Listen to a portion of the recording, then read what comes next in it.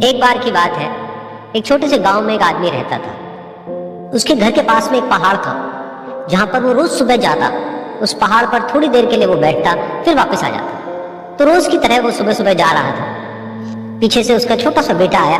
उसने आकर के उसका हाथ पकड़ लिया और कहा कि आज मैं भी आपके साथ चलूंगा। उसने पहले तो उसको थोड़ा सा समझाया और मना किया।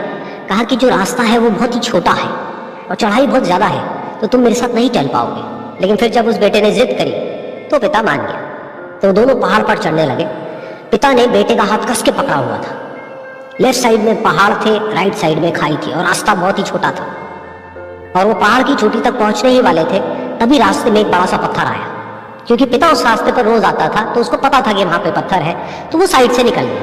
लेकिन जो बेटा था उसका ध्यान कहीं और था, तो उसका घुटना जा करके उस बड़े से पत्थर पर टकरा गया। तो फिर उस बच्चे के मुंह से एक चीख निकली।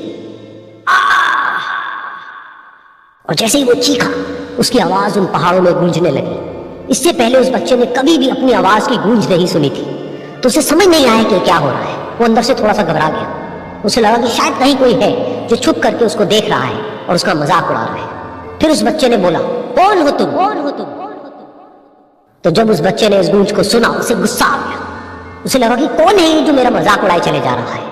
फिर उसने गुस्से से कहा, मैं तुम्हें छोड़ूंगा नहीं। और फिर जैसे उसने इस गूंज को सुना, वो घबरा गया। उसके पिता समझ गए थे कि क्या हो रहा है।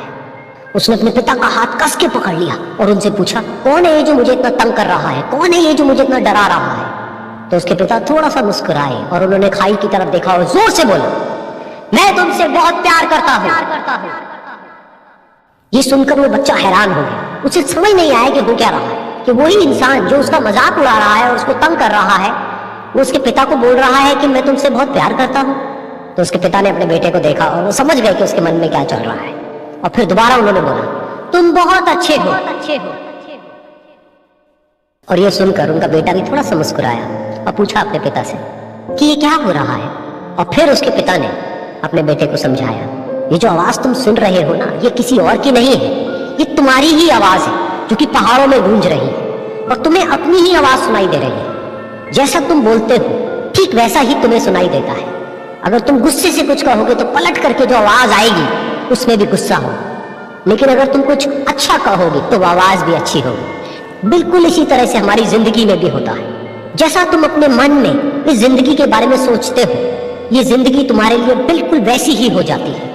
अगर तुम मन ही मन अपने आप को ये बोलते रहोगे कि मेरी जिंदगी तो बहुत ही बुरी है, तो तुम्हारी जिंदगी सच में बुरी हो जाएगी। और अगर तुम अपनी जिंदगी से प्यार करोगे तो तुम्हारी जिंदगी भी तुमसे प्यार करेगी।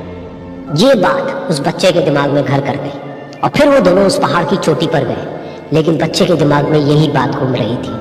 और फिर वो बच्चा खिलखिला के हंसा और उसने अपने दोनों हाथ खोले और अपनी पूरी ताकत से बोला, मैं तुमसे बहुत प्यार करता हूं।